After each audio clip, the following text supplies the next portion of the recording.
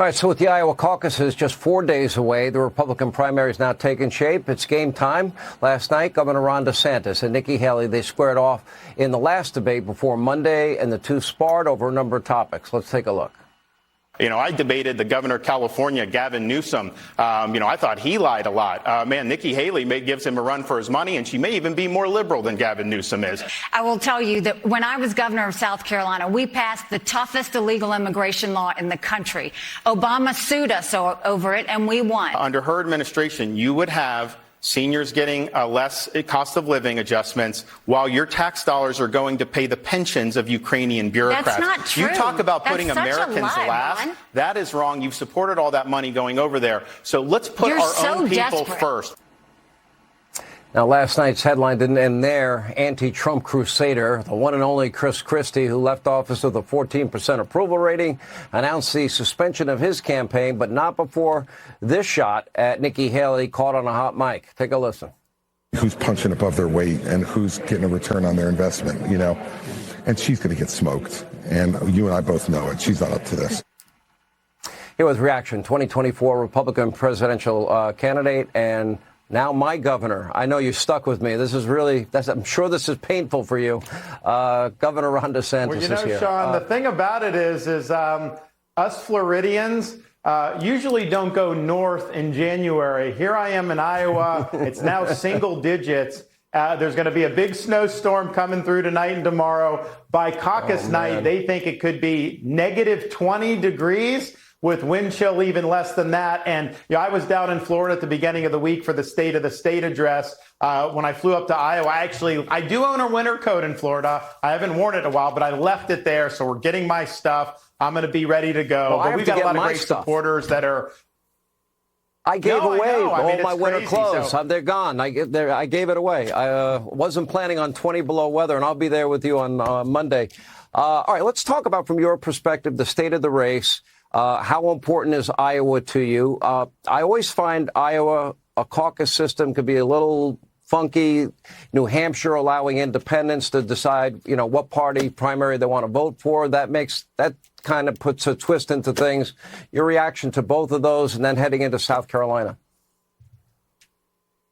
Well, last night was a great night for us. I think that Nikki Haley was clearly flustered and rattled because she's uncomfortable being confronted with her record. I'm proud of my record in Florida of beating the left, of delivering on my promises, and I'm proud of the vision we have for this country. So when that debate ended, we had people going to rondesantis.com, signing up to help. More people have been going to the website to donate. So that's a great sign for us. But here's the thing, Sean, and you're exactly right. A caucus is just different than a typical election because it's about organization. It's about turning your people out. We've built an incredible organization. I've gone to all 99 counties.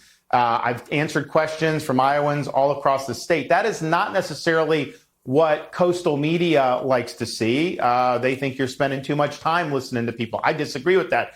But it does pay off on caucus night. Now with this weather, I think the organization is going to matter even more because going out in negative 20 degrees, unless you're really committed to voting, that's an easy reason why you wouldn't want to go. So we've got that in place. We're continuing to gather more folks. I've done a number of events today, Sean. People are coming out in big numbers, even in the weather. We're going to do an event right after this. I got a big crowd right now here in the Des Moines area. So people are definitely getting excited about this race. We've seen energy on the ground. But Monday, the story is organization, organization, organization. I think we've done it right, and I'm looking forward to being able to take that through.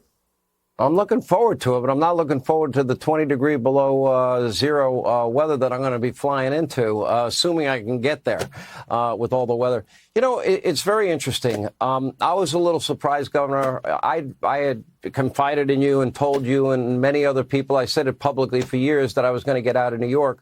I just want to play both Kathy Hochul and Andrew Cuomo basically saying they don't want conservatives in New York.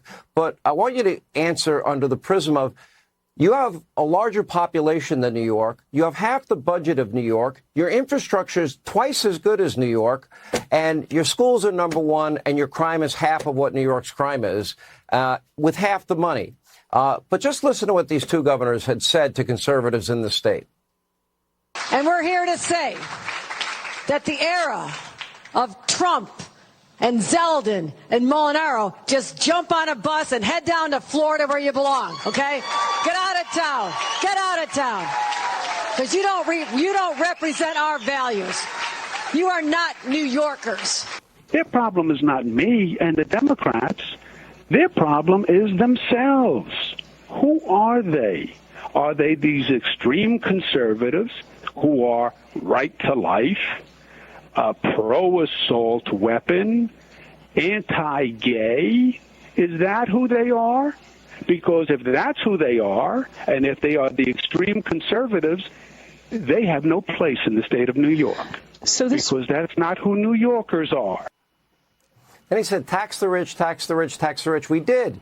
Well, God forbid the rich leave. Here's my question. I mean, well, first of all, I'm not anti-gay, but I am pro-Second Amendment, and I am proudly pro-life. And I just listen to that. Get on a bus, get out of town.